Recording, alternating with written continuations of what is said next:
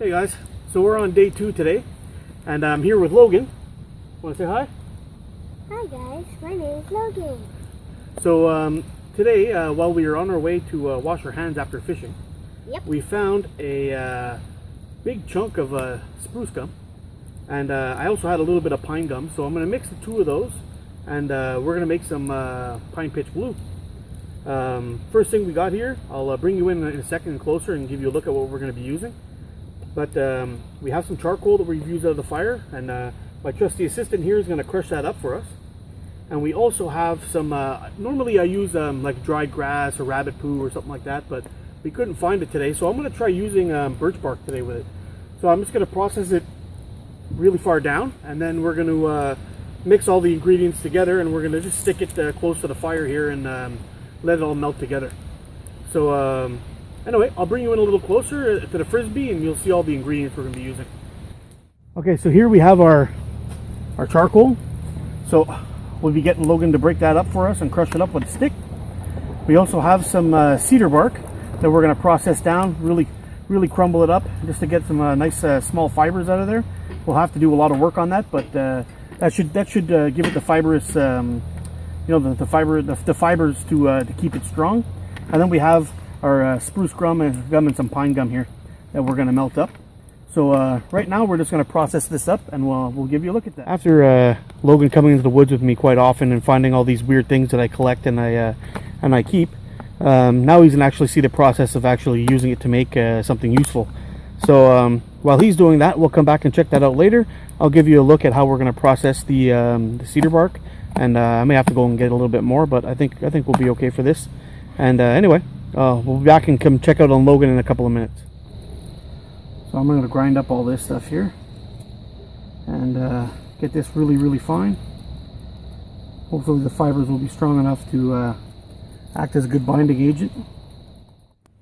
Alright, so here we have our ground up charcoal, really fine, or as fine as you can pretty much get it.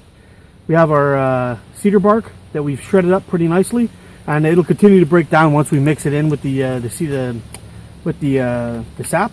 So I'm just going to stick the sap in the fire over here in a second. I'll give you a look at that, and we'll let that melt down. And then once that's melted, we'll start adding a little bit of each until we get it nice and thick and ready to go.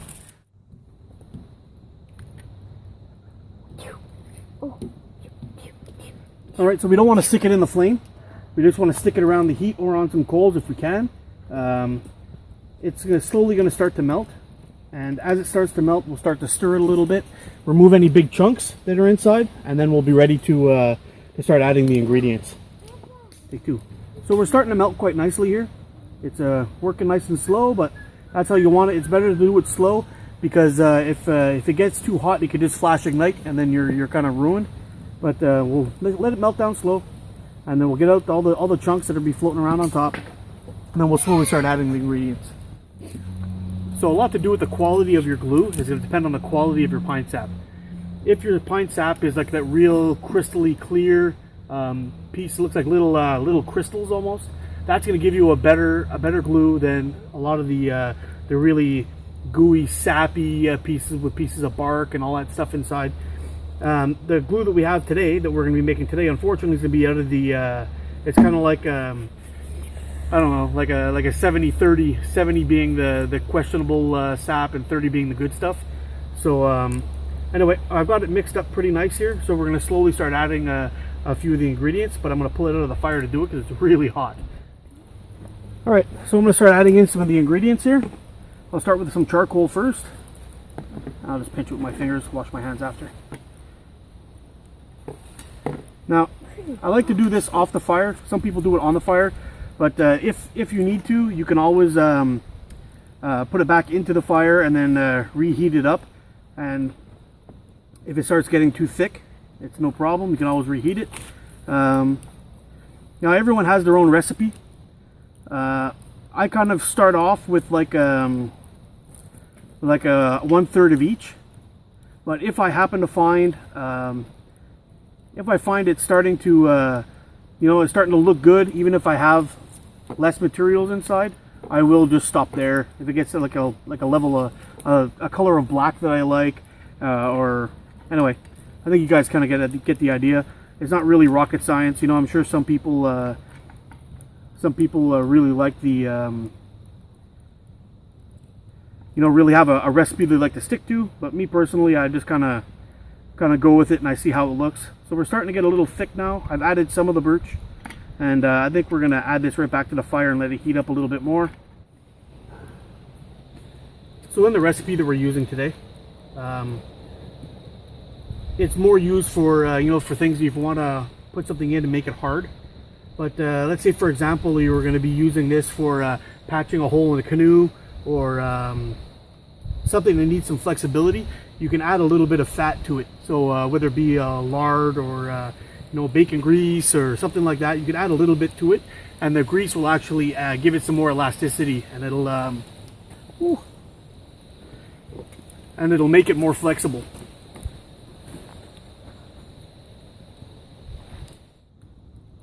So we're just going to mix it up a little bit more. It's got, with the cedar bark, it's made it a little bit on the lumpy side. So I'm hoping that we can loosen it up a little bit. And we're going to try to glue a rock to a stick after, and we'll see how well that holds. Alright, so my son Logan was walking around pretending he was a magician, and he wanted to have a magic wand.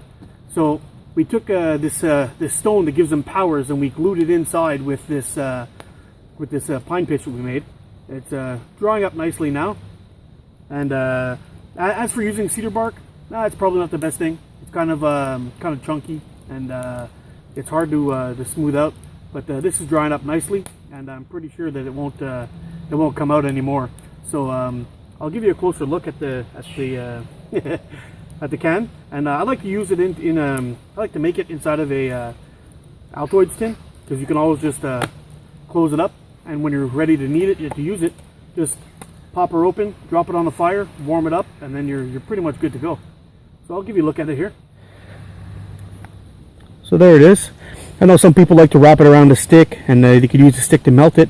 I like to just keep it in an Altoids tin, and just you know, melt it back up again when it's ready, and then spread it up onto something, and then it's nice and neat and clean inside here, and you don't have to worry about it getting nasty. So I just wanted to you know, show my son something. I thought it was going to be a fun project for the two of us to do, and you know, he's always asking me, why are you collecting this, Daddy? Why are you collecting that, Daddy? So I figured it would be fun to you know, to actually involve him in the process.